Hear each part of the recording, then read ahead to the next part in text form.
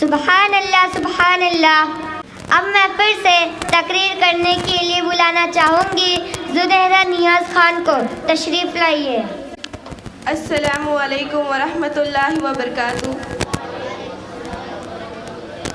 الحمد للہ رب العالمین والعاقبۃ للمتقین والصلاة والسلام علی رسولہ الکریم الامین وعلی آلہ الطیبین الطاہرین واصحابہ المہدین الہادین،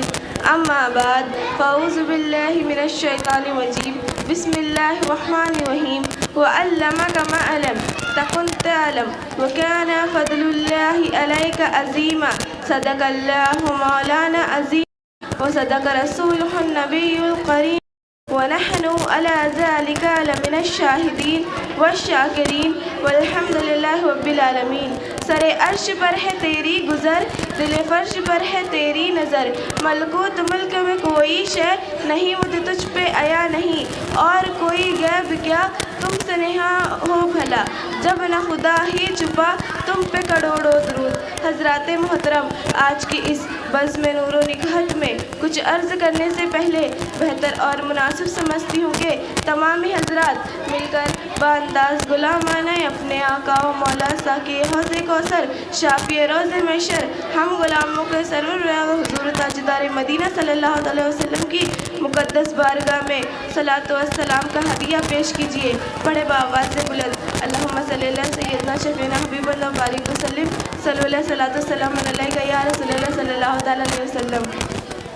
حضرات محترم، آج چونکہ میری تقریر کا عنوان علم غیب مصطفیٰ ہے، اس لیے آپ حضرات نہایت اطمینان و سکون کے ساتھ تشریف رکھیے، اور میں جو کچھ بھی عرض کروں میرے کلمات کو بغور سماعت فرمائیں۔ خطبے کے بعد میں نے جس آیت کریمہ کی تلاوت کا شرف حاصل کیا ہے اس کا ترجمہ یہ ہے کہ اے محبوب، اور ہم نے آپ کو وہ سب کچھ سکھا دیا جو آپ نہیں جانتے تھے، اور یہ آپ پر اللہ کا بہت بڑا فضل ہے۔ حضرات محترم،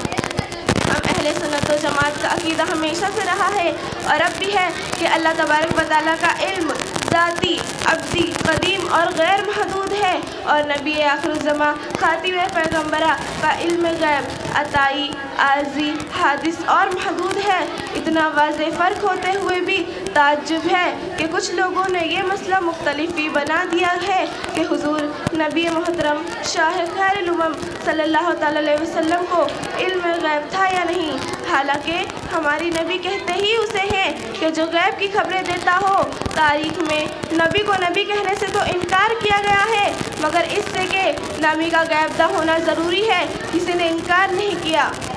چنانچہ ابو جہل کا بارگاہ رسالت میں حاضر ہو کر یہ کہنا کہ اگر آپ نبی ہیں تو بتائیے کہ میری مٹھی میں کیا ہے، اس بات کی روشن دلیل ہے کہ اس وقت کے کافروں کا بھی یہی عقیدہ تھا کہ جب جو نبی ہوگا لازماً غیب داں بھی ہوگا۔ حضرات محترم، یہ امر حقیقت ہے کہ حضور نبی آخر الزماں صلی اللہ علیہ وسلم کو علم غیب کے ثبوت میں بے شمار آیات قرآنیہ اور احادیث کریمہ موجود ہے، مگر میں ابھی آپ کے سامنے عہد رسالت کے وہ واقعات بیان کرنا چاہتی ہوں جو نبی غیب داں کی غیب دانی سے متعلق ہے، تاکہ یہ بات اچھی طرح ظاہر ہو جائے کہ زمانہ رسالت کے کافر و مشرک تو نبی اکرم صلی اللہ علیہ وسلم کے غیب دانی کے جلوے دیکھ کر ایمان لے آئے، مگر افسوس اور افسوس کہ آج ایمان کا دعویٰ کرنے والے، صبح و شام روزہ نماز کی تبلیغ کرنے والے، اپنے آپ کو مسلمان کہلانے والے نبی محترم کی غیب دانی کا انکار کر رہے ہیں۔ حضرات محترم، تاریخ کا وہ باب نگاہوں کے سامنے لائیں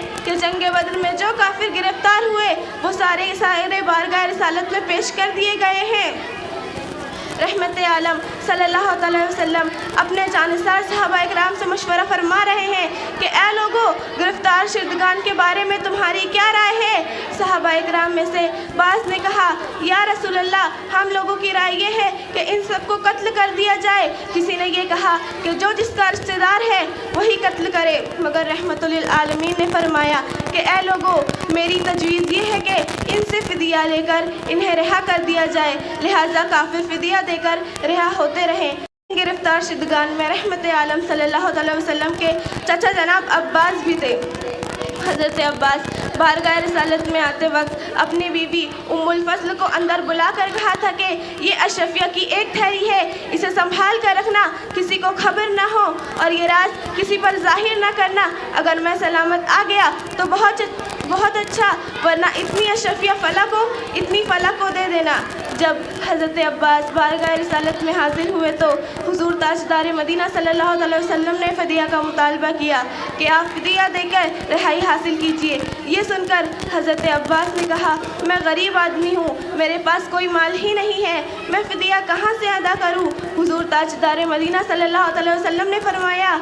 چچا جان، آپ کا وہ مال کہاں ہے جو آپ نے جنگ بدر میں جاتے وقت اپنی بیوی ام الفضل کو دیا تھا اور کہا تھا اسے سنبھال کر رکھنا؟ یہ سن کر حضرت عباس تعجب میں پڑ گئے اور کہنے لگے، قسم ہے اس خدا کی جس نے آپ کو حق کے ساتھ بھیجا، یقیناً آپ اللہ کے رسول ہیں، کیونکہ یہ راز تو میری بیوی اور میرے سوا کوئی نہیں جانتا۔ جو غیب کی باتیں جانتا ہو اور مدینے میں بیٹھ کے مکہ کے حالات کا علم رکھتا ہو، وہ کبھی بھی جھوٹا نہیں ہو سکتا۔ چنانچہ حضرت عباس نے فدیہ دے کر رہائی حاصل کی اور کلمہ پڑھ کے حلقہ بگوش اسلام ہو گئے۔ وَمَا عَلَيْنَا إِلَّا الْبَلَاغُ الْمُبِينُ۔ السلام علیکم ورحمۃ اللہ وبرکاتہ۔